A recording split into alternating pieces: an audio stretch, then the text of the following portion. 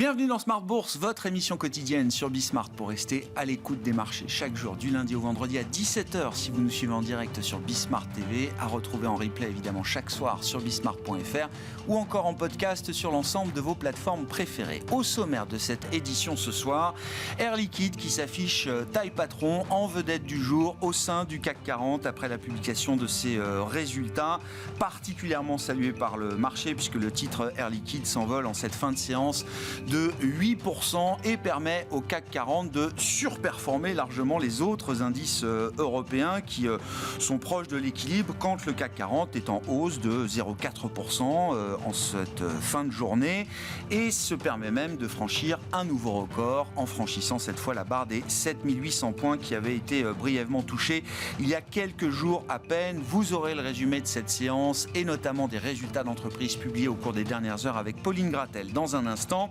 Du côté de la macroéconomie, l'agenda est assez light aujourd'hui. Néanmoins, tous les investisseurs ont regardé la publication de la série des salaires négociés en zone euro pour le 4e trimestre, puisque la Banque Centrale Européenne nous dit que ce sont les données les plus importantes pour elle afin de prendre de sa décision de baisse de taux dans un futur plus ou moins proche. Ça reste la question. Au 4e trimestre, on a observé au global pour ces salaires négociés en zone euro la première baisse depuis 2022, passant de 4,7% au 3e trimestre à un peu moins de 4,5% de progression au 4e trimestre. On a donc peut-être marqué un pic salarial en zone euro après ces chiffres du 4e trimestre. Et puis sur le front des banques centrales, on notera également le discours et l'audition même du gouverneur Bailey de la Banque d'Angleterre devant le Parlement britannique aujourd'hui, qui affirme lui aussi que la Banque d'Angleterre n'aura pas besoin d'attendre que l'inflation soit revenue stricto sensu à 2% pour commencer à baisser ses taux. Andrew Bailey qui a commenté par ailleurs le pricing de marché. Le marché envisage 3 baisses de taux de la part de la Banque d'Angleterre cette année et Andrew Bailey juge que ce pricing de marché n'est pas irréaliste ou irrationnel à ce stade, ce qui entretient évidemment l'idée chez les investisseurs qu'il y aura bien des baisses de taux plus ou moins coordonnées ou en tout cas concomitantes de la part des grandes banques centrales dans les prochains mois. Voilà pour les sujets du moment. Discussion à suivre avec nos invités de Planète Marché. Puis dans le dernier quart d'heure, nous nous focaliserons sur le thème des small caps européennes et où sont les opportunités 2024 dans ce segment de marché vaste et profond, il faut le rappeler, en Europe. Ce sont les équipes de Berenberg qui nous accompagneront pour ce quart d'heure thématique et Franck Sabat, responsable du développement de l'activité de gestion d'actifs de Berenberg, sera avec nous en plateau à partir de 17h45.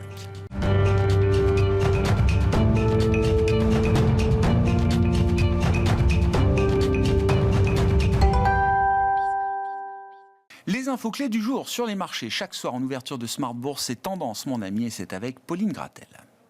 La bourse de Paris est dans le vert aujourd'hui, tirée par les résultats d'entreprises et flirte avec les 7800 points au cours de la séance. Côté américain, les marchés rouvrent aujourd'hui après un jour de fermeture pour cause de jour férié. Autre info, la Banque populaire de Chine annonce baisser son taux préférentiel de prêt à 5 ans de 25 points de base à 3,95%, l'objectif étant d'apporter un soutien supplémentaire au secteur immobilier. Du côté des résultats d'entreprise, Air Liquide fait état d'un bénéfice net record de plus de 3 milliards d'euros en hausse de 11,6%. Le groupe annonce également doubler son objectif de marge pour 2025 et vise ainsi une hausse de 320 points de base. Après ces annonces, le titre d'Air Liquide est en hausse de plus de 7% en vedette à Paris et atteint un nouveau plus haut historique.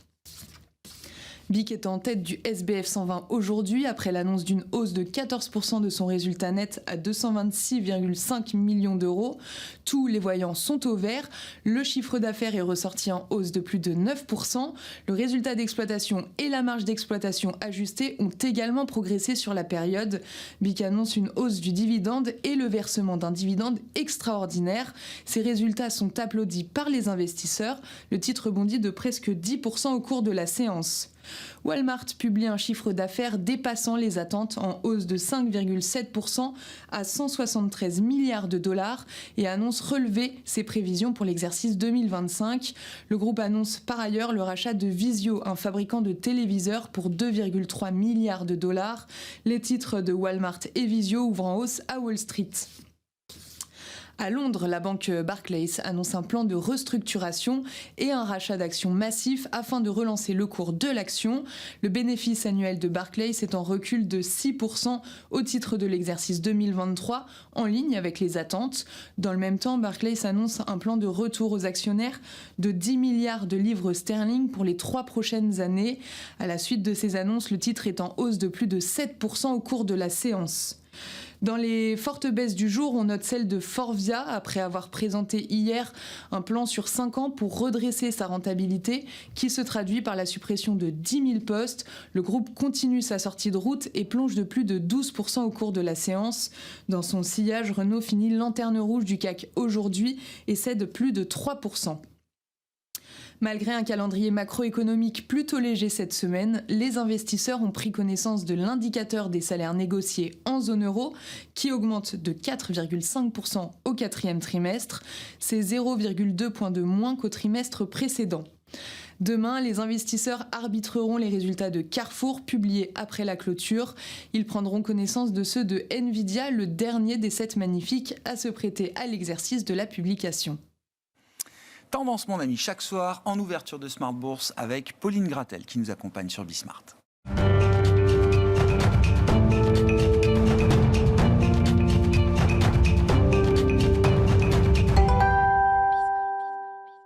Trois invités avec nous chaque soir pour décrypter les mouvements de la planète marché. Anthony Morlet-Lavidali nous accompagne, économiste au sein du pôle macro-conjoncture de Rexecode. Bonsoir Anthony. Bonsoir Grégoire. Merci d'être là. Merci à Étienne Gorgeon d'être avec nous également. Bonsoir Étienne. Bonsoir. Vous êtes notamment responsable de l'activité obligataire de Sanso IS et Adrien Dumas avec nous. Bonsoir Adrien. Bonsoir Grégoire. Ravi de vous retrouver. Vous êtes directeur des investissements de Mandarine Gestion. Étienne, je le disais en introduction, le marché c'est quand même plus ou moins réaligné sur ce qui est signalé depuis plusieurs mois par les banques centrales. Si on prend l'exemple de la Fed, la dernière projection médiane de la trajectoire des taux qui était signalée en décembre était l'idée d'avoir 3 baisses de taux au cours de 2024. Je crois que le marché qui anticipait à un moment presque 150 points de base de baisse de taux anticipe désormais 4 fois 25 ou même peut-être un peu moins de 100 points de base de baisse de taux en 2024.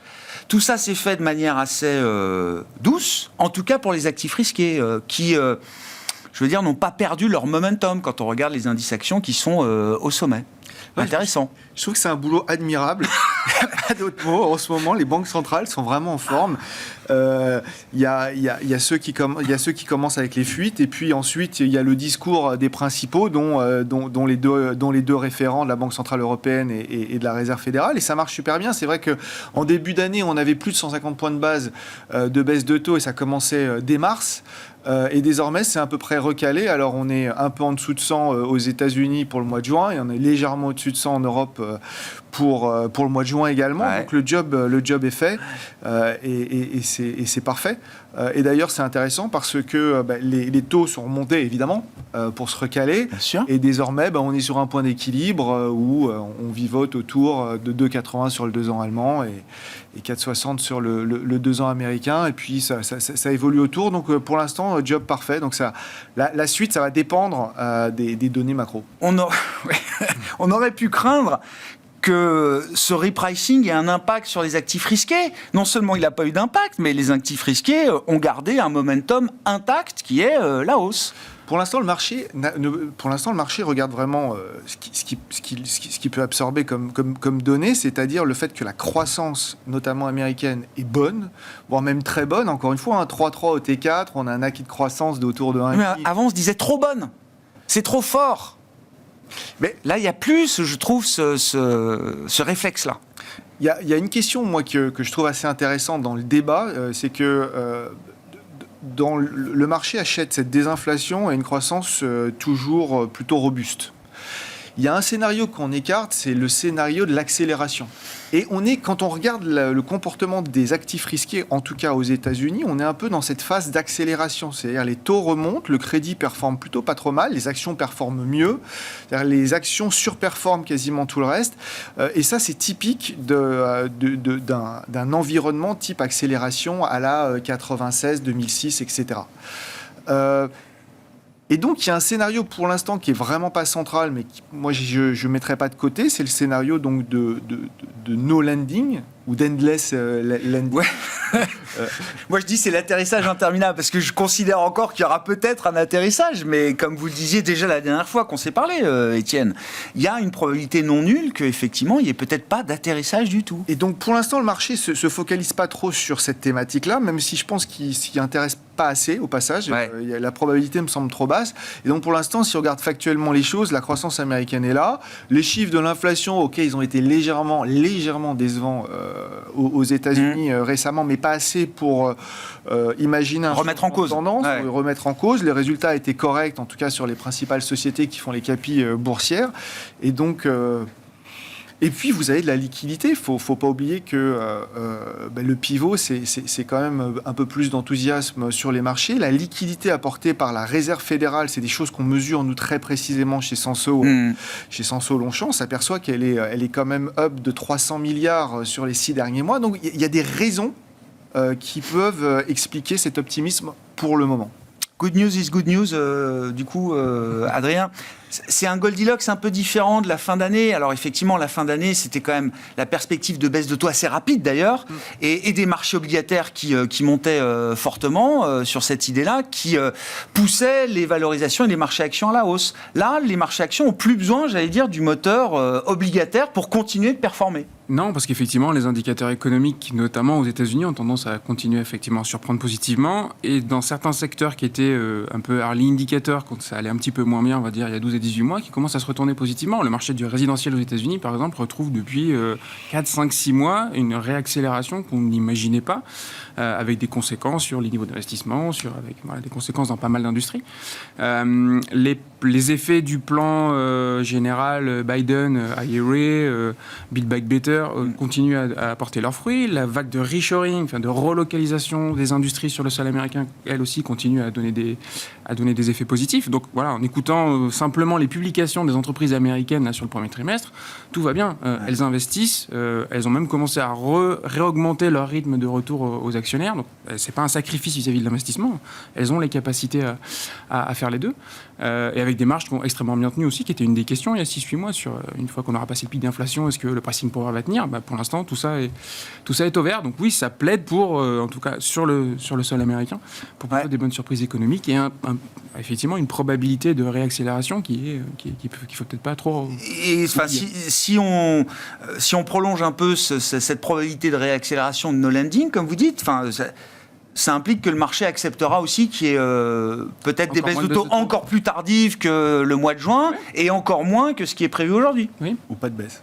Oui, ou pas de baisse. Ou pas de baisse. Je trouve le mouvement du dollar depuis 2-3 mois, il commence à traduire un peu ça. On pensait qu'on était arrivé à un point d'équilibre. Je trouve que le dollar s'est beaucoup renforcé contre pas mal de devises à l'international. Donc il traduit aussi certainement la probabilité, en tout cas, effectivement, que on est peut-être encore trop ambitieux sur le nombre de baisses de taux côté américain. Il ne faut pas oublier aussi qu'on est dans une année d'élection, donc ça va jouer dans le contexte, et que pour avoir suivi un petit peu les primaires côté républicain, on a un candidat aujourd'hui favori côté républicain qui a envie d'appuyer encore sur ces enjeux de relocalisation, de America's First, donc qui serait, j'allais dire, un plus dans ce scénario de potentielle réaccélération de l'économie américaine. Que dit l'économiste Anthony quand il entend que des investisseurs, et notamment des investisseurs actions, nous dire que c'est pas grave, il n'y aura peut-être pas de baisse de taux, mais c'est pas grave, les entreprises sont là, les marges restent au top, etc. On est quand même tous dans l'idée qu'il doit y avoir des baisses de taux. Ça reste quand même ce qu'on a devant nous. Ça reste le scénario central, ouais. Mais il y a une magie du scénario américain qui est qu'effectivement, on a énormément de croissance. Quand on regarde même le nowcasting de la Fed d'Atlanta, on est à 2,9% en rythme annualisé au T1. Si on regarde l'acquis post-T1, ça nous donne 2,1% de croissance aux États-Unis en 2024. Donc c'est-à-dire qu'on peut même toucher les 2,5 potentiellement en 2024. Et pour autant, on a de la désinflation, même si les chiffres ont été un peu contrariants sur le dernier point du CPI, mais on garde quand même une trajectoire de désinflation. Et la clé de ce mystère-là, ou en tout cas de cette magie du scénario, c'est la productivité. C'est que la productivité aux États-Unis a très fortement progressé, notamment en 2023. Et quand vous avez de la productivité, vous n'avez pas de pression sur les coûts salariaux unitaires.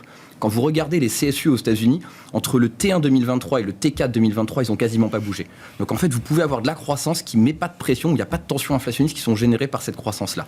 Donc il me semble que vraiment l'indicateur à surveiller, c'est la productivité. Et cette productivité vient de deux secteurs majoritairement, c'est l'énergie et c'est la tech. La tech, il y a eu énormément de gains de productivité faits par la tech. On sait que la tech, ça représente grosso modo 30% de la croissance aux États-Unis depuis 2019, alors que c'est 15% du poids dans sa version la plus élargie. Il est évident que si on a un ralentissement des gains de productivité, on aura plus de pression inflationniste. Et là, on va dire le diagnostic se complique un peu pour la Fed, puisqu'on pourrait ne pas avoir de baisse de taux si on recommence à avoir des pressions sur la deuxième partie d'année. Ouais. Non, mais je vous en prie, moi, ça m'intéresse cette histoire de la productivité. Énergie et tech.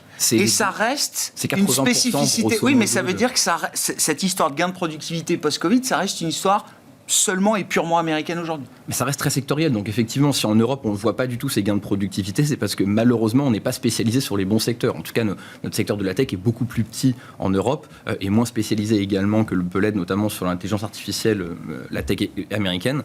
Donc effectivement, on pâtit de ce mésalignement sectoriel qui, pour l'instant, porte les États-Unis. Mais ça sera à suivre, parce que quand même, les gains de productivité ont été massifs.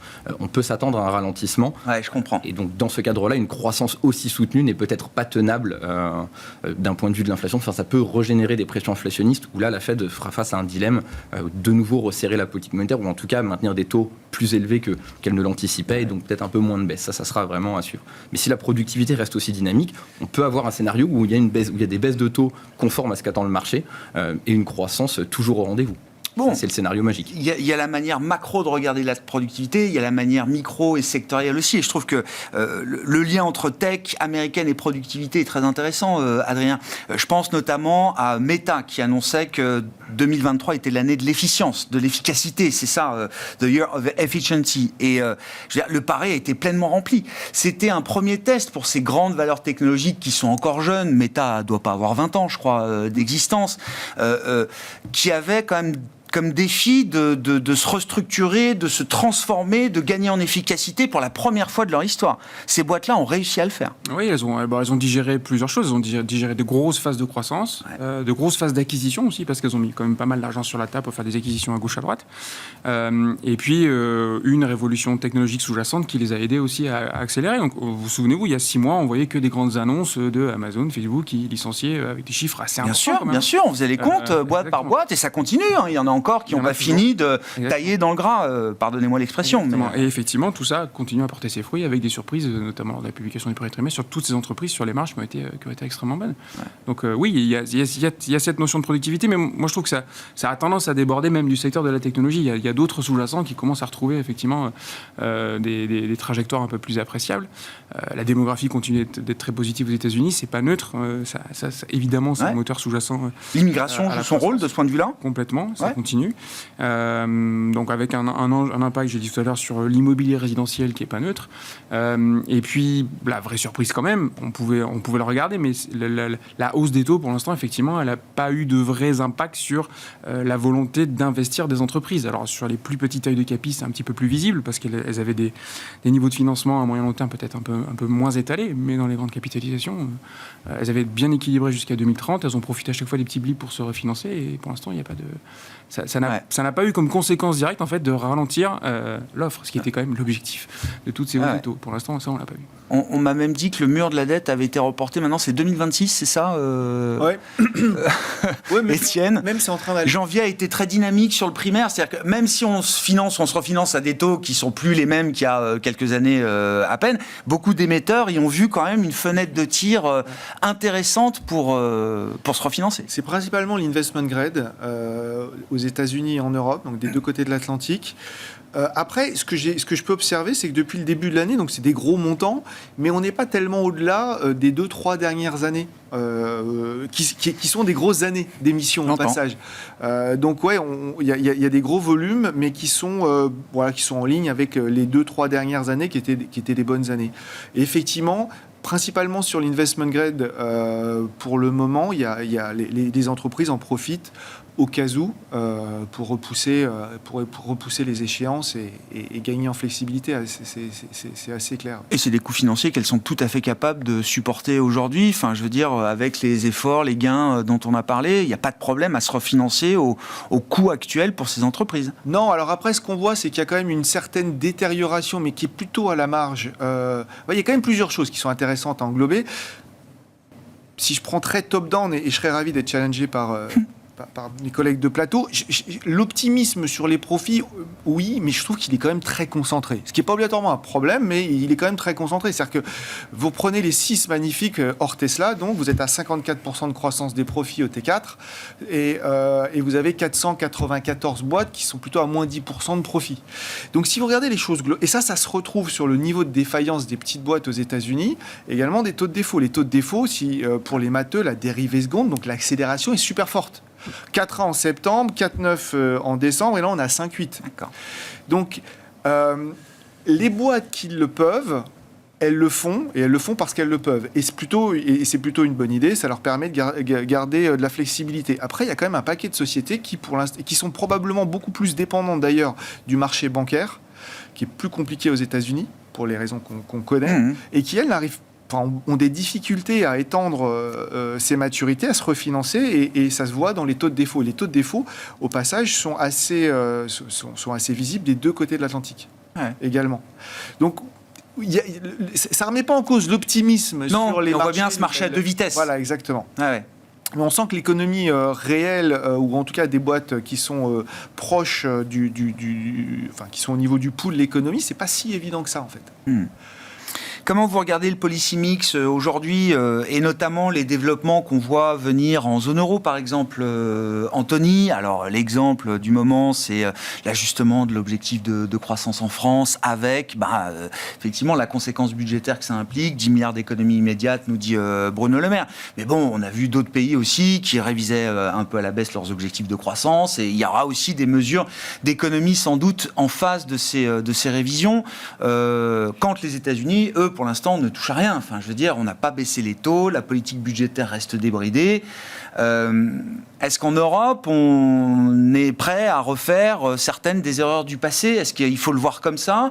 Ou est-ce que c'est un choix peut-être un peu douloureux à court terme, mais qui sera payant par la suite? Ce qui est certain, c'est que quand on prend une focale large, on se rend compte que les 3 grandes zones, donc États-Unis, Chine, Europe, en Chine et aux États-Unis, on a une politique budgétaire qui est ultra débridée des deux côtés. Alors, en Chine, c'est financé essentiellement par de l'épargne domestique, alors que les États-Unis se financent auprès du reste du monde, c'est quand même la grande différence. En Europe, on a un budget effectivement qui se resserre. Mais là-dedans, il y a beaucoup d'hétérogénéité. C'est-à-dire qu'il y a des pays comme la France, par exemple, où la consolidation est honnêtement plutôt la bienvenue. On a beaucoup de difficultés à consolider notre budget, même à ramener le déficit à un niveau à peu près décent, alors que d'autres pays ont des marges de manœuvre colossales qu'elles devraient probablement, à mon humble avis, utiliser, qu'elles ne le font pas. Donc on voit bien qu'il y a quand même des tensions politiques au sein de la zone euro qui sont de plus en plus grandes sur les budgets, et que l'on va probablement effectivement vers un statu quo, où c'est quand même les pays du Nord, souvent à la fin, qui l'emportent, et donc une impulsion budgétaire en zone euro qui va être très faible. Et ça, c'est objectivement néfaste pour la croissance. Surtout qu'on a une politique monétaire qui ne veut pas lâcher avant la Fed. Enfin, en tout cas, on sent bien que la BCE aimerait que la Fed entame son pivot avant elle pour qu'elle puisse emboîter le pas. À partir du moment où on a les deux politiques, donc un policy mix qui est doublement restrictif, ça va devenir extrêmement difficile d'avoir de la croissance en zone euro. Et ça va presque alourdir le fardeau de la dette en plus. C'est que ça a un effet assez étrange. C'est que précisément, comme le dénominateur, lui, se stabilise alors que la dette continue d'augmenter, mécaniquement, on a une soutenabilité de la dette qui se dégrade.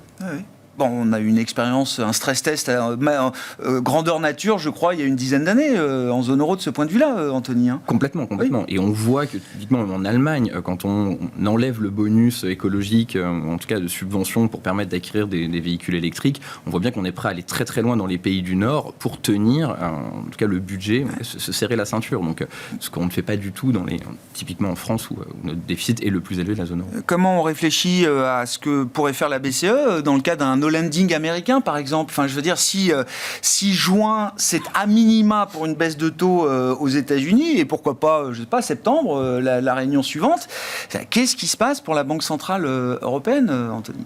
Il faut peut-être accepter que la BCE fasse le pivot avant la Fed, parce qu'on a des économies qui, objectivement, sur le plan économique... non seulement on serait ravis de l'accepter, mais certains le souhaitent même. Tout à fait. Alors, je pense que la BCE a peur que l'euro décroche par rapport au dollar, ce qui pourrait réenchérir éventuellement le prix des importations. Donc ça ramènerait un petit peu de pression inflationniste. C'est peut-être une des craintes de la Banque centrale. Mais il me semble qu'elle est très optimiste dans sa manière de faire des projections, dans le sens où elle estime désormais que l'investissement des entreprises devrait à peu près tenir en 2024 et que la conso, elle, devrait rebondir. Ça, c'est vraiment un scénario vraiment optimiste. Là, il me semble qu'il y a la seconde lame du couteau qui va arriver en 2024, c'est que 2023, c'est l'année où les ménages prennent le choc, c'est que la conso est déprimée et l'investissement, notamment résidentiel, l'est également.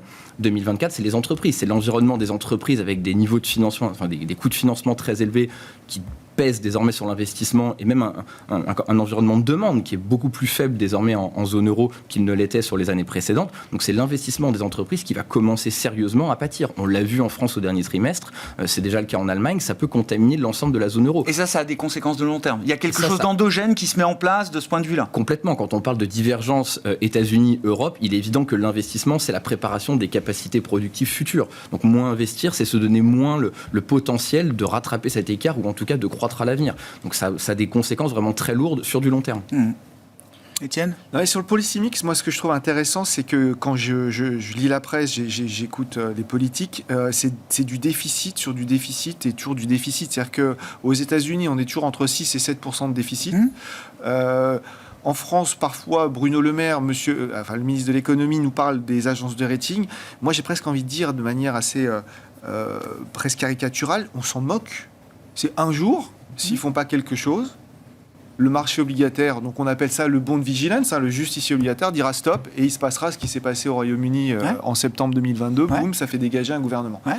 Et je pense que ce risque-là, au passage, est pas très bien pricé. C'est-à-dire que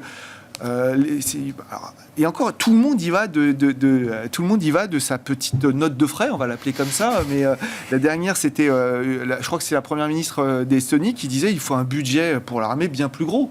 Alors c'était 100 milliards en plus, évidemment. Il faut des eurobonds pour une défense européenne, oui. Ça c'est le projet. C'est plus de déficit, etc. Moi, ce que j'observe, c'est que sur quasiment tous les pays développés, entre pré-Covid et maintenant, c'est plus 25%. Oui, la jauge a monté partout. Alors, il n'y a qu'un pays qui s'est gardé des marges de manœuvre, c'est l'Allemagne. Mais il y a un moment, il va falloir trouver, dans un environnement où les acheteurs marginaux se raréfient, il va falloir trouver quelqu'un pour absorber tous ces déficits, toutes ces dépenses supplémentaires. Et je m'interroge à quel moment, quel va être le déclic qui fera que ce justicier obligataire dira stop, pas à ces niveaux-là.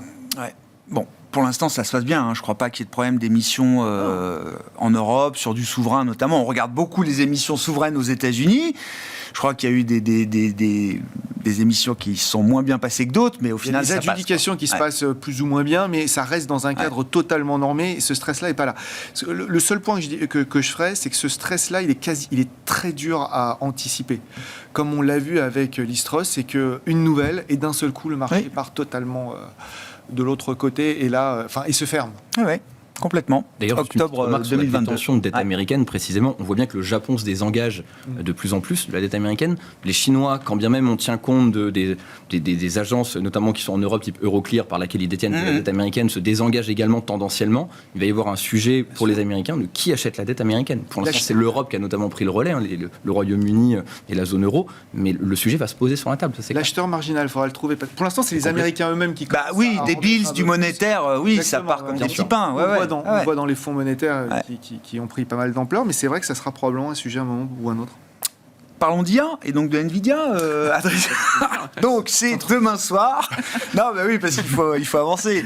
Le rendez-vous le plus important de la planète pour les marchés. En tout cas, non, mais déjà, premier constat. Moi, j'ai vécu la période où Apple était une donnée macro pour le monde entier. Chaque trimestriel d'Apple, c'était un sujet macro, c'était un sujet pour les marchés globaux, etc. Ça l'est peut-être un peu moins aujourd'hui. En revanche, c'est Nvidia aujourd'hui qui retient toute l'attention. Oui, après, il faut avoir en tête que l'animal Nvidia a cru beaucoup plus vite que l'animal Apple.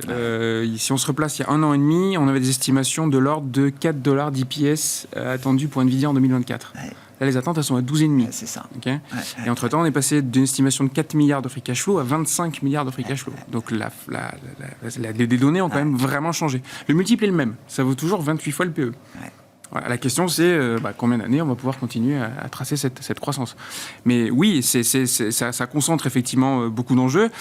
parce que aujourd'hui, la thématique d'intelligence artificielle s'est beaucoup déployée, en fait. C'est-à-dire que les conséquences directes sur le niveau d'investissement dans les data centers, l'impact que ça a sur les dépenses en immobilier, commercial ou lié au data center, ça devient un enjeu industriel important. Et donc, le nombre de valeurs et de paniers de valeurs qui sont directement corrélés à NVIDIA est assez important. Ça a même des conséquences en Europe où il y a des titres qui sont, par exemple, fournisseurs de data centers et donc sont assez corrélés maintenant à la croissance d'NVIDIA. À la croissance d'NVIDIA et au titre NVIDIA au quotidien. Qui a pris encore 50% depuis le début de l'année. Exactement. Donc oui, c'est un enjeu de marché extrêmement important et qui va avoir effectivement des conséquences. Alors, 28 de PE, c'est pas très cher. Hein. non, enfin je sais pas. C'est cher, mais c'est pas. 28 de PE, c'est pas cher. Le luxe en Europe, enfin le vrai luxe en Europe, se paye plus cher, par exemple. Oui, mais c'est la solidité de la franchise. Est-ce que cette franchise va être un jour mise sous concurrence ou est-ce qu'il y a une innovation ou un concurrent qui va venir mettre en péril les 90 et quelques % de part de marché qu'a aujourd'hui NVIDIA sur les GPU, donc sur les puces les plus puissantes en termes de calcul. Le débat est là. Donc si c'est non, oui, on va retourner plutôt sur du 10-15. Si c'est oui et que ça dure longtemps, on peut aller plus loin. Et de ce point que le modèle de NVIDIA peut aussi évoluer. Alors, c'est ça la question. Si on essaye de regarder au-delà du trimestre et des résultats qui seront publiés demain soir, on verra. L'attente est tellement énorme qu'il peut toujours y avoir une déception, j'imagine. Mais tant qu'on est dans ce déséquilibre offre-demande, sans concurrence pour NVIDIA sur les GPU, comme vous dites, il n'y a pas de sujet. Mais c'est quoi l'étape d'après? Comment ils réfléchissent à ce que sera NVIDIA demain? Est-ce qu'il y a un risque, peut-être à un moment d'arriver à un niveau de surcapacité, même peut-être, on l'a beaucoup vu dans le secteur des semi-conducteurs, ça a été fréquent, régulier dans le passé. Est-ce qu'il y a un risque de commoditisation? Des Intel, des Cisco, Cisco était la star de 2000, tout le monde compare le graphe de Cisco et de NVIDIA, enfin Cisco 2000 et NVIDIA 2024. Est-ce qu'il y a un risque de commoditisation de NVIDIA ou est-ce qu'ils ont bien évidemment conscience de ce risque-là? Est-ce qu'ils ont une stratégie pour justement pas se faire commoditiser? Oui, ils y réfléchissent. Alors déjà pour deux raisons. La première, c'est que M. Jensen, il a fait ses classes chez Intel il y a plus de 15 ans maintenant, donc il connaît un peu les enjeux de commoditisation déjà. Et oui, l'exemple d'Apple, pour le coup, est le bon. C'est comment évoluer plutôt vers un modèle ouvert, plutôt plateforme. C'est-à-dire comment donner accès à des clients à des puissances de calcul. Et donc aujourd'hui, ils ouvrent effectivement, il y a plusieurs plateformes déjà existantes qui permettent, par exemple, aux fournisseurs de logiciels de venir directement se plugger sur des puissances de calcul fournies par NVIDIA, donc avec leur propre puce, et qui leur permettent de faire tourner et d'optimiser en fait leur logiciel pour le rendre le plus efficace. Donc oui, il y a des pistes de réflexion, que ça représente une grosse partie du chiffre d'affaires rapidement pour compenser un éventuel ralentissement de la demande ou une nouvelle concurrence. Ça, je pense que la question peut encore se poser. Peut-être juste sur les surprises. Les 2 derniers trimestres, le titre NVIDIA a surpris très positivement sur les chiffres, mais le titre n'a pas bougé post-publication. Il y a 2 trimestres, le titre était flat. Il y a un trimestre, le titre a perdu 3%, malgré les chiffres qui étaient 15 à 20% au-dessus des attentes. Donc voilà, le niveau de positionnement des investisseurs est quand même un petit peu plus attentiste, après un parcours de quasiment x6 depuis 1 an et demi. La concurrence en est où, là? On parle de AMD, ARM aussi, qu'on a vu s'envoler, qui a doublé en 6 mois. Oui, c'est difficile de comparer sans être vraiment un ingénieur et de tester la puissance de calcul. Il y a des tentatives. En tout cas, ce qui est sûr, c'est qu'il y a des grands donneurs d'ordre qui ne veulent pas avoir qu'un seul fournisseur de puces GPU. Donc l'objectif, c'est d'essayer effectivement de donner l'opportunité de faire monter la concurrence. Et d'être pas être un seul supplier et de faire monter un peu la concurrence. Pour l'instant, la majorité des commandes ont toujours été quand même chez NVIDIA. Là où ils ont très bien réussi, c'est à gérer aussi la relation protectionniste vis-à-vis de la Chine. Ils ont développé toute une gamme de pour la Chine, avec la technologie peut-être la moins récente, mais qui soit éligible, on va dire, à la vente à la Chine. Là aussi, il y a certainement eu de gros à-coups de stock et de déstockage. On sait que notamment en Chine, les enjeux de stockage sont assez importants. Donc c'est des éléments qui seront à suivre aussi sur la publication. Comment vous regardez ces enjeux du point de vue de l'industrie des semi-conducteurs? Je crois que c'est une industrie, on parlera peut-être de l'automobile tout à l'heure, Anthony, mais vous suivez de près aussi cette industrie des semi-conducteurs. Je crois que le macroéconomiste, il a un peu 2 remarques à faire là-dessus. C'est de dire, d'une part, on a vu que le cycle électronique s'était quand même bien amélioré en 2023. On est passé par un point bas au T1 2023, on va dire au mois de février. Les ventes de semi, typiquement, ont très bien rebondi sur la fin d'année. On a fait plus 22% entre tout début d'année 2023 et la fin d'année. On est proche désormais du pic qu'on avait atteint en 2022, où on tournait à autour de 52 milliards de dollars de ventes de puces par mois. Donc on a vraiment une amélioration assez sensible. La question, c'est de se dire, on a bien vu que l'investissement des entreprises avait tenu en 2023. Il ne faut pas que ça lâche en 2024 pour que ce cycle continue de poursuivre. C'était un petit peu mes craintes, notamment en Europe. Alors aux États-Unis, ça tient pour l'instant. Mais attention, puisque si les entreprises investissent beaucoup moins en 2024, on pourrait avoir un affaiblissement de ce rebond qu'on a observé. Et mon deuxième point, c'est sur la Chine. Pour l'instant, on voit bien que sur les semi-conducteurs, elle s'est concentrée sur les puces vraiment, j'allais dire bas de gamme ou en tout cas moyenne gamme. Ça ne l'a pas empêché quand même d'avoir un excédent commercial qui a fait x7 entre, quand on prend la moyenne 2013-2019 et 2023. Désormais, c'est 60 milliards de dollars d'excédent commercial sur les semi-conducteurs. Juste sur les semi-conducteurs, c'est colossal. Il faut faire très attention à ce que quand même il n'y ait pas trop de transferts technologiques qui se passent malgré les sanctions, puisque la capacité de la Chine, c'est pas forcément de développer, j'allais dire, les méthodes les plus à la pointe, mais par contre, elle a une capacité massifier, quoi. Voilà, Oui. d'industrialiser à une vitesse. Si vous lui expliquez comment faire de la lithographie sur du 7 nanomètres, elle est capable en très peu de temps d'industrialiser le processus et d'en déverser partout dans le monde. Et on a vu quand même que malgré les sanctions, sur Nvidia, SML, il y avait peut-être quand même des transferts technologiques qui passaient. Donc attention, ça peut aller vite. Pour l'instant, c'est pas un danger imminent, mais ça peut l'être d'ici quelques années. Oui, Adrien, bien sûr. Imaginons que la publication soit décevante, ou en tout cas qu'elle soit perçue comme décevante par le marché, ça nous laisse quand même du temps pour la visibilité sur le déploiement de l'intelligence artificielle. C'est-à-dire que là, on est vraiment sous l'angle du fournisseur initial avec la technologie. Par contre, ce qui est en train de se déployer derrière, c'est-à-dire le nombre de data centers, les puissances de supercalcul, l'utilisation dans des logiciels, et puis l'utilisation dans beaucoup de process de services, ou en tout cas la disruption poussée par l'intelligence artificielle, là, on a certainement 3, 4, 5 années devant nous avant de pouvoir juger si on ira jusqu'au bout ou dans le scénario le plus rose qu'on peut imaginer. Ouais. Étienne. D'abord, ce que je trouve intéressant, il y a 3 choses que je trouve intéressantes avec Nvidia, c'est que de notre point de vue chez Senso, faut passer flexible désormais sur l'obligataire, que ce soit sur le crédit ou sur les taux, parce que simplement on voit que C'est plus buy and hold. Non, là c'est vraiment il faut passer flexible, parce qu'on le voit sur les taux, il y a des mouvements à la hausse, à la baisse. On n'est plus dans des tendances, ou en tout cas les tendances se sont raccourcies. Et ce que je trouve très intéressant et typique d'un marché où les performances notamment sont très concentrées, c'est que vous regardez le battement d'aile qui se fait au niveau des Nvidia, c'est un impact sur la volatilité du S&P qui a un impact direct sur le crédit européen. Et donc, ce qui va se passer mercredi soir aura un impact sur le high yield en Europe. Aussi fou que ça puisse paraître, c'est une réalité. Les marchés se réduisent en ce moment sur des thèmes, d'un point de vue tactique, les thématiques sont très réduites. C'est évidemment toujours la croissance, c'est évidemment toujours l'inflation, mais c'est aussi Nvidia et Apple. Donc ça, c'est la première chose intéressante. La deuxième chose, c'est donc le passage flexible. Et la troisième transition que je trouvais intéressante, c'est que dans les scénarios bull, donc nous, on identifie un scénario bear, un scénario bull. Le scénario bull qu'on identifie, c'est un scénario qu'on qualifie à la 98. Donc croissance américaine forte, descente, pivot dû à un choc sur un hedge fund, LTCM, donc 3 baisses de taux, une rupture technologique, qui était à l'époque Internet, les télécoms, et vous avez un Nasdaq qui, je le rappelle, fait plus de 85% et un SPI qui fait plus de 20%. Et ce scénario-là, quand on regarde les choses aujourd'hui, il n'est pas... ça m'embête de le dire, mais il n'est pas... Vous dites la target Goldman Sachs à 5002 sur le S&P, c'est petit bras, quoi. Ce que je dis, c'est qu'à court terme... je sais pas, on est à 5000. À court terme, aussi bizarre que ça puisse paraître pour un obligataire qui a plutôt tendance à avoir le verre... Le risque, oui. Le risque, c'est qu'à très court terme, tant qu'on est dans cette configuration, on ne peut pas ignorer ce risque. Il y a toujours un excès d'épargne qui fait que la croissance est là. C'est quand même... Il y a un risque de melt-up, disent les Américains. Ce risque de melt-up, à mon avis, est assez sous-pricé, en tout cas à court terme. La Chine, qui baisse un taux lié au marché immobilier, un de plus. Moi, je suis frappé de voir... Alors, les marchés chinois baissent plus, mais je suis frappé de voir la faiblesse de la réaction de marché après ces annonces et les précédentes, qui visent spécifiquement justement le soutien au marché financier et actions. C'est un cas d'école un peu la Chine, parce que quand vous avez une crise immobilière, ça conduit à une crise financière. Donc on peut dire qu'on a une crise financière depuis un petit bout de temps, mais qui ne s'est pas traduit par ce que j'appellerais la crise totale financière, c'est-à-dire quand le système bancaire commence à tomber. Et cette partie-là, pour l'instant, tient raisonnablement bien, en tout cas si on regarde le prix des actions. Ce que je remarque également, c'est qu'il y a une réticence très forte à réutiliser l'arme du crédit, parce que le crédit, il y en a partout. C'est une économie de levier, avec... Il y a, encore une fois, il y a 20 ans, avec un de dette, ils arrivaient à faire un de croissance. Maintenant, il leur faut 4 fois plus de dette. Et donc, on est arrivé un peu à la fin de ce modèle-là. Et donc, il y a une réticence et faire bouger le modèle. La troisième chose que je trouve intéressante, c'est que ils ont 2 choix. Soit le modèle américain et donc l'immobilier vont traiter le problème à la racine, nettoyer en profondeur, ça fait très mal. Et ça, on sent qu'il y a des réticences très fortes à le faire.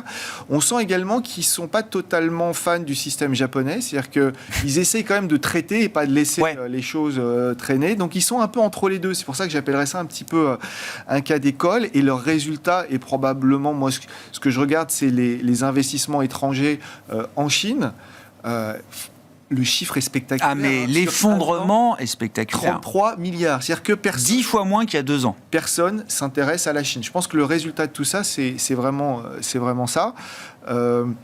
Et donc, la question qui se pose, c'est évident qu'à un moment, ça redeviendra extrêmement intéressant. La question, c'est à quel moment on va retrouver un peu d'enthousiasme parce que ces purges auront été enfin finies. C'est là, je trouve que l'interrogation est très forte.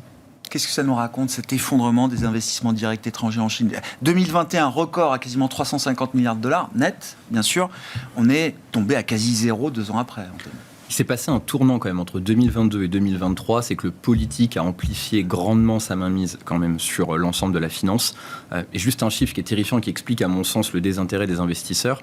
Quand on regarde sur la période, pré-crise immobilière, 8 défauts sur 10 sur obligations étaient sur des obligations onshore détenues par des résidents chinois. Donc on faisait porter les pertes sur les résidents chinois. On assume que ce soit des entreprises défaillantes.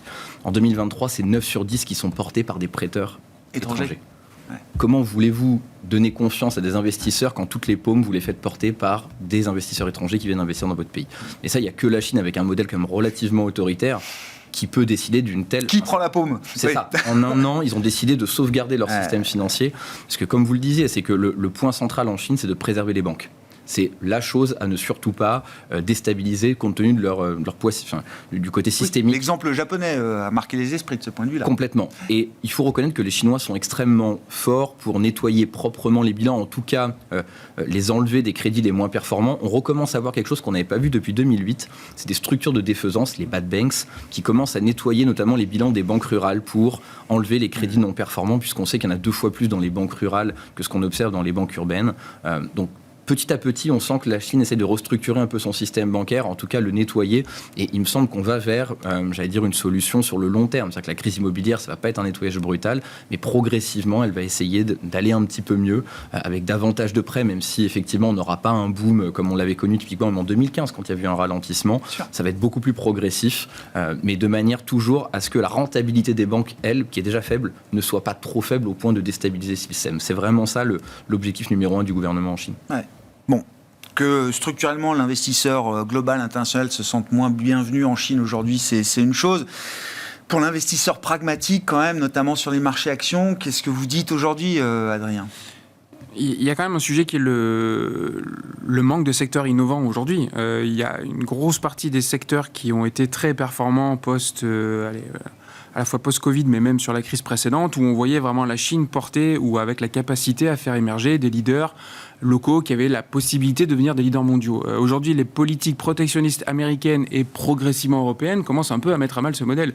Et les grands leaders de l'industrie, je sais pas, du solaire, du photovoltaïque, du véhicule électrique se confrontent aujourd'hui à la réalité de barrières douanières de plus en plus importantes, et en tout cas d'autres blocs économiques qui sont moins naïfs vis-à-vis du positionnement vis-à-vis des industries chinoises. Donc ça, évidemment, ça pèse. Et comme en plus on est en train de leur essayer, en tout cas, de réduire leur capacité à importer ou en tout cas à développer sur leur propre sol des propriétés intellectuelles qui ont été développées sur les nouvelles technologies en Europe et aux États-Unis, ça, à mon avis, ça ralentit fortement effectivement la capacité d'émergence d'entreprises innovantes et donc porteuses pour les marchés financiers et de manière générale pour la croissance de la Chine. Ouais.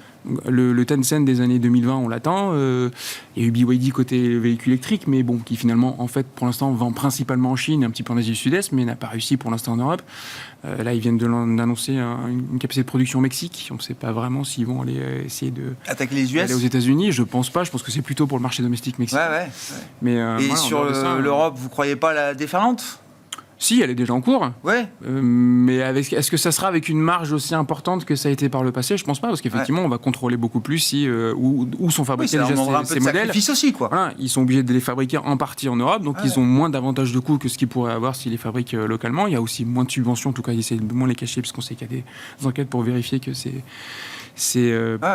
pas produit avec des subventions importantes. Donc voilà, le modèle économique change un petit peu. En tout cas, l'export n'est peut-être plus aussi rentable que ça n'était par le passé. Ça enlèverait au fait que pour les constructeurs et même les équipementiers européens, enfin, le business as usual n'est plus une option. C'est quoi le plan européen de résistance ou de résilience face à ça ? Il est très compliqué. J'allais dire, le modèle américain en place sous le modèle IRA est peut-être une réponse. C'est de signer avec des partenaires stratégiques de long terme qui ne sont pas chinois, qui sont principalement coréens ou japonais, puisque c'est comme ça que les Américains en fait, ont reconstruit une chaîne d'approvisionnement pour les véhicules électriques. Parce que c'est traditionnellement, géopolitiquement, des parties avec qui on a plus l'habitude de travailler, sur lesquels on se pose moins de questions sur la propriété actuelle et sur les barrières douanières. Mais c'est une bonne question. Ce qui est sûr, c'est qu'on parlait tout à l'heure de Forvia qui a perdu 24%, je crois, en 2 jours de bourse. Ouais, incroyable. Il faisait réaliser quasiment 9% de marge sur le marché chinois et les équipementiers européens en Chine ont aujourd'hui beaucoup de mal à continuer à gagner leur part de marché. Oui, bien sûr. Et donc ça va poser question aussi pour tout l'écosystème, effectivement, côté européen. C'est quoi la réponse industrielle en Europe pour dire les choses simplement, produire un petit véhicule électrique compétitif face à la concurrence chinoise? Non, c'est très compliqué. Si on avait la recette magique, je pense qu'on l'appliquerait Non, immédiatement. je dis ça parce qu'on voit chez les acteurs Tavares qui sort en disant il faut fusionner, etc., qui se fait remettre en place par son actionnaire. Enfin, on voit quand même qu'il y a des prises de parole, des prises de Tavares entre autres, pas que lui, hein, mais qui essaye de faire bouger un peu les choses, quoi. Complètement. En fait, le problème, c'est que s'il y avait uniquement les subventions qu'attribue la Chine à ses constructeurs qui faisaient la différence de prix, on pourrait se dire que ça peut se corriger parce qu'on l'identifie assez bien. Le problème, c'est qu'il y a quand même eu des efforts d'investissement massifs, notamment dans la robotisation des usines chinoises, qui sont colossaux. Ils sont beaucoup plus robotisés qu'on peut l'être en Europe. Et ça, c'est pas du dumping. Ça, c'est juste une efficacité qui est meilleure que chez nous, notamment. Donc, il leur permet d'avoir des coûts beaucoup plus faibles. Et puis, ils maîtrisent l'ensemble de la chaîne de valeur. Donc, là aussi, il y a des économies d'échelle qui sont monstrueuses. Donc, c'est très difficile de savoir ce qui relève quand même, in fine, subventions déguisées plus ou moins, ou en tout cas davantage que le gouvernement accorde directement à ses constructeurs, et les gains d'efficacité qui sont faits. Ce qui est sûr, c'est que même si on retire la partie subvention qui accroît encore la compétitivité chinoise, il reste objectivement plus compétitif sur les coûts. Même sans les subventions, bien ils sûr. sont compétitifs. Mais bien sûr, c'est là où c'est très dangereux. C'est qu'on voit bien que BYD s'est installé en Hongrie, mais ça va probablement continuer de fortement se développer. Donc il va falloir suivre ça de près, notamment comment l'Europe va réagir. Je pense que l'Europe se pose beaucoup de questions sur la manière optimale de légiférer sur ce sujet. Il faut qu'on s'arrête. Étienne, vous aviez une... Non. Si, oui. Non. 30 secondes, si vous... Allez, 10 secondes. Non, le message que je passerai, moi, c'est qu'il faut passer flexible sur les taux. Sur le crédit, il faut être plutôt sur des échéances court terme. Il y a des choses à faire. Mais on est en train d'évoluer vers un monde un peu plus flexible. Oui.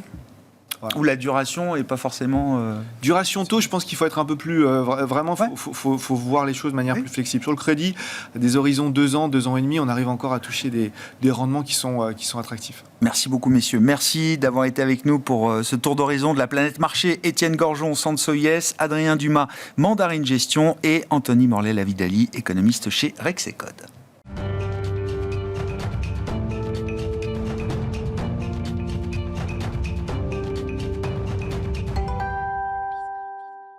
Le dernier quart d'heure de Smart Bourse, chaque soir, c'est le quart d'heure thématique et c'est le dernier quart d'heure de Smart Bourse, bien sûr. Le thème ce soir, c'est celui des small caps, des petites capitalisations européennes et des opportunités 2024 qu'on peut trouver à travers ce segment de marché. C'est Franck Sabat qui est à mes côtés pour en parler, responsable du développement des activités de gestion d'actifs chez Berenberg. Bonsoir et bienvenue, Franck. Bonsoir. Merci d'être avec nous pour...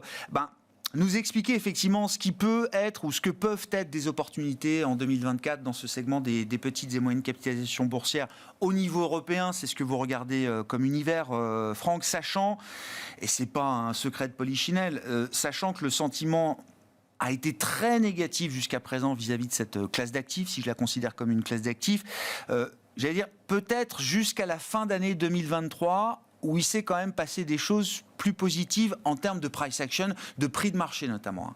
Complètement. Je pense qu'on a eu 2 années compliquées. Ça démarre en novembre 2021 et ça va jusqu'à octobre 2023, où sur les small caps Europe, c'était pas le sujet. Il y a eu 2 pics là-dedans. Il y a eu le janvier 2022, la remontée des taux. Et là, il y a eu une sanction assez brutale, je dirais. Et l'été dernier, de août, et puis ça a perduré jusqu'à octobre, de nouveau, là c'était plutôt les taux réels et qui ont entraîné les small caps encore à la baisse. Pourquoi ? Parce qu'il y a un peu cette idée globale de se dire les taux remontent, les small caps sont endettés, on attend peut-être une récession, donc elles vont souffrir. C'est le cas pour pas mal de sociétés. C'est pas si simple en fait. En gros, en Europe, il reste beaucoup de small caps. En tout, c'est 6500 titres qui sont listés. La plupart, c'est des petites sociétés. Et là-dedans, c'est pas du tout homogène. Ouais. Donc l'idée, c'est de se dire, en fait, restons concentrés sur les fondamentaux, ce qui n'a pas fait le marché l'année dernière, ni l'année d'avant. Mais par contre, et on l'a vu en novembre et décembre, exactement ce que vous disiez, il y a eu un énorme rebond, là, très rapide. Et pour le moment, pas trop de diversification, mais on voit que Ça a été un peu général comme rebond, c'est ça. Ouais. Pourquoi on se dit qu'aujourd'hui, il y a une opportunité peut-être plus marquée ? En gros, si on regarde les small caps en Europe, sur 25 ans, c'est le moteur de l'économie européenne. Donc elles font mieux que ces large caps structurellement.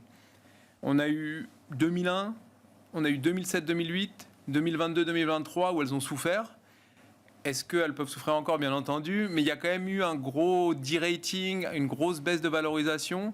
Et ces sociétés, dans cet univers hyper large, il y a des sociétés qui restent hyper solides et honnêtement qui font un peu rêver, concrètement. Ouais, c'est des pépites. Enfin, ce qu'on appelle des pépites dans le jargon boursier, Franck. Certes, vous dites, elles pâtissent d'une mauvaise image, et sans doute, à raison, il y a du levier, il y a un aspect cyclique, etc. Mais à côté de ça, il y a toujours de l'innovation, il y a toujours de la surperformance, il y a toujours des histoires familiales aussi qu'on retrouve dans cet univers-là, etc. Ces moteurs-là, ils n'ont pas craqué. Enfin, je veux dire, les moteurs structurels de ces marchés, ils sont toujours là. C'est une question qu'on peut se poser après 2 ans quand même très compliqués, comme vous dites. C'est une bonne question. Mais en fait, ce qu'il faut voir, c'est que, alors il y a des sociétés qui n'ont jamais été profitables, qui ne le seront jamais, qui ont du levier, qui doivent se refinancer avec des taux à 4-5%, voire 8%, en fonction de leur santé financière. Celle-là, ça va être compliqué. De l'autre côté, il y a des sociétés qui n'ont pas de dette, on parle de zéro d'endettement, qui ont du free cash flow, qui ont de la croissance au-delà de 10%, des retours sur capitaux au-delà de 15%. Et donc ces sociétés-là, en gros, nous, on s'attend à ce qu'elles continuent à performer, à ce qu'elles continuent à délivrer. Et effectivement, ces sociétés-là, on ne les trouve pas partout. En gros, on va les trouver dans la tech, dans la santé et quand même dans l'industrie, cette industrie qui innove, parce qu'il y en a toujours. Vous parliez juste avant des semis. Bien sûr. Je vous donne un exemple. Alors, on connaît tous les ASML en Europe. Dans la même logique, il y a Besi qui a pris un rallye important. Là, je reviens en Suisse. J'y étais encore ce matin. Il y a une société qui s'appelle Comet, qui est à Berne, donc à la capitale. Ça fait 80 ans qu'ils sont dans la technologie, dans l'innovation. Aujourd'hui, la fabrication d'un semi-conducteur, c'est hyper complexe et ça passe par énormément d'étapes. Donc, on a les très connus, on en a parlé. Puis, il y a cette société... Eux, ils sont spécialisés dans la radiofréquence. Alors, rien de musical là-dedans, c'est vraiment un système assez complexe pour créer ces couches de semi-conducteurs. Du fait de ce positionnement et de leur position dominante, ils ont fait x2 en quelques années sur cette activité de leur business. Et c'est là où on se dit... Et pourtant, est-ce que cette société-là, elle a fait x2 en bourse ? Pas du tout. Non. Elle a souffert comme les autres. Et c'est là où on se dit que ces sociétés-là, qui sont bien gérées, où il y a de la qualité, qui aujourd'hui, Comet, ils doivent avoir 1/3 de leur marché sur cette activité-là. Et ils sont en train d'étendre à l'étape d'avant. Donc il y a l'étape qui permet de contrôler les radiofréquences, et puis il y a l'étape qui permet de générer les radiofréquences. Et du coup, concrètement, on s'attend à ce qu'elles continuent à développer, à innover. Cette société-là... Personnellement, on se dit qu'il faut l'avoir. Donc, ça va faire partie de la sélection. Ce qui manque pour révéler la valeur de ce genre de pépites, c'est des flux, Franck. Ça, vous considérez qu'à un moment, oui, il faudra revenir et que des grands allocataires vont même peut-être se dire que c'est risqué de ne plus avoir de small cap dans une allocation ou dans un portefeuille global ? Alors, c'est la question à 1000 points, mais en tout cas, ce qui est clair, c'est que l'année dernière, c'était complètement drivé par quelques sociétés en Europe et encore plus marqué aux États-Unis. Ça, c'est quand même difficile de se dire que sur les 3, 5, 10 prochaines années, on va construire des portefeuilles avec 7 d'un côté et 5 de l'autre. Donc, nous, on pense que c'est assez sain, en fait, d'amener cette diversification. On revient sur les bases. Mais en fait, le marché jusqu'à quasiment fin octobre n'était pas du tout sur les fondamentaux. Donc oui, on pense qu'il va y avoir de l'intérêt. L'autre chose qui est une réalité, les taux sont de retour, l'obligataire paye. avec ou sans risque, on l'a vu, c'est pas si simple. Mais concrètement, la partie risquée du portefeuille, donc la partie action, bah, logiquement, on devrait aller chercher ce qui doit, en bénéfice par action, générer plus. Ouais. Et ben, ces sociétés-là, elles ont des croissances DPS, à 10, bien sûr. 15%. Ah ouais. Et donc ça, on pense qu'à un moment, on va avoir ce retour, ce flight to quality, retour sur les fondamentaux. Et donc ces sociétés comme Comet ou comme Ambu ou comme d'autres, elles devraient bénéficier de ce mouvement.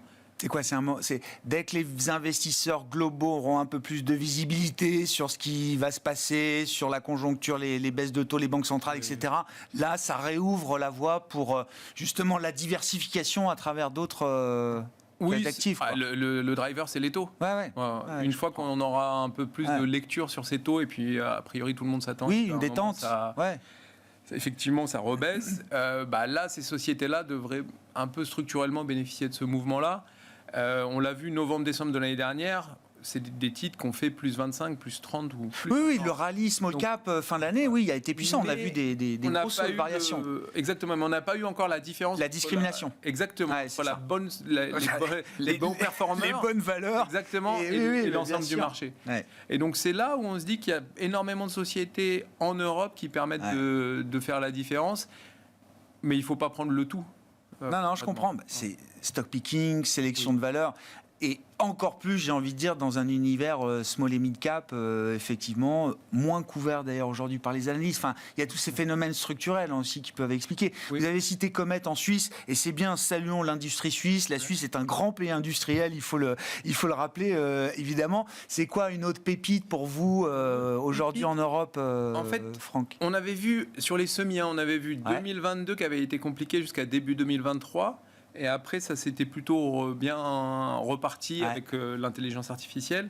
Dans la santé, si on change un peu de secteur, il y a eu plutôt un décalage. C'est-à-dire qu'eux, ils avaient bénéficié complètement du 2020-2021. 2022, c'était encore bien parce qu'il y avait des problèmes d'approvisionnement et donc il y avait eu trop de commandes. 2023, il y a eu la compensation vraiment. Donc ces sociétés qui avaient peut-être survendu sont retrouvées en fait avec un effet de base. Un contre-coup énorme. Exactement, une correction sur ces ordres. Si on prend un exemple hyper concret, je m'écarte un peu de la Suisse, même si oui. Et on va au Danemark. Il y a une société qui s'appelle Ambu. On est dans la santé. Là, c'est vraiment le cœur de la santé. En gros, aujourd'hui, dans les opérations, il y a les endoscopes, donc qui permettent d'aller analyser, avec un système de vidéo, analyser ce qui se passe dans le corps humain. Et il y a autant d'endoscopes que de spécialités médicales. 95-95% du marché aujourd'hui, c'est des endoscopes qui sont réutilisables. Donc, je l'utilise sur un patient. Nettoyer, désinfecter, etc. Bien sûr, stériliser. En espérant qu'il marche encore, sinon je dois le renvoyer en révision. Et puis, je le réutilise. Ça marche. Il y a quelques gros acteurs qui dominent ce marché-là. Ambu, eux, ils sont avec cette idée depuis 2009 de dire nous, on va faire du usage unique. D'accord ? C'est quoi l'idée ? C'est la même chose, même qualité, voire même peut-être améliorer la qualité de l'examen. Par contre, on n'a plus ce problème de se dire tiens, il faut que je stérilise, il faut que j'ai un process, il faut que j'ai du personnel qui s'occupe de l'étape d'après. Et du coup, on réduit le risque en fait d'infection lié à cet acte qui est assez invasif quand même. Donc en bout, ils ont commencé avec un modèle et puis progressivement, ils sont en train d'étendre ça à d'autres spécialités médicales. J'entends. Pourquoi on pense que ça marche ? Parce qu'aujourd'hui, ces endoscopes single use, c'est 5% du marché. Du coup, et ça réduit quand même le risque d'infection. On l'avait vu dans le Covid, personne ne savait trop où c'était. Et donc, on avait plutôt intérêt à prendre quelque chose qui n'allait pas être passé d'un patient à l'autre. De manière structurelle, on pense que ce single use, il est plutôt bénéfique et il va permettre d'amener de la simplicité dans le côté médical. Ambu, ils sont leaders là-dessus, ils sont pionniers là-dessus. Et c'est pour ça nous, on a tendance à les accompagner. Maintenant, si on regarde ce qui s'est passé sur le titre, sur le titre, ça a été un massacre. Est-ce qu'aujourd'hui, c'est tentant ? Oui, mais il y a 5 ans aussi, on trouvait que c'était tentant. Je comprends. Donc, l'idée, en fait, c'est très, très difficile, peut-être, sur les small caps Europe, de se dire, tiens, je vais faire du market timing. Aujourd'hui, on regarde les valos de façon globale, on est sur des points... La croissance qualité est plus chère. Oui.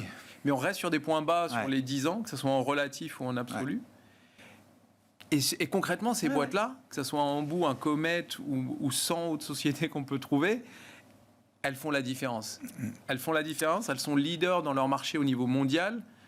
Elles ont la capacité à innover, elles continuent à investir. Et quand on regarde vraiment le bilan de ces sociétés, c'est Oui. hyper clean. Donc Ouais. c'est un peu ce qu'on... Il y a un truc très asymétrique, là, vous dites. Oui. Effectivement, qu'il faut quand même regarder. Après, la question du timing et de la variation du sentiment du marché des investisseurs vis-à-vis des small caps, c'est une autre histoire. Mais bon, il y a beaucoup d'opportunités dans ces marchés de small cap aujourd'hui. Et on verra si 2024, on parlait de la Chine aussi dans l'émission, est-ce que 2024 sera le retour justement de ces segments de marché qui ont été délaissés, désertés même par les investisseurs ces derniers mois et ces derniers trimestres. Merci beaucoup Franck, merci d'avoir été avec nous pour évoquer ces opportunités 2024 dans le monde des petites et moyennes capitalisations boursières en Europe. Vous êtes responsable du développement des activités de gestion d'actifs chez Berenberg.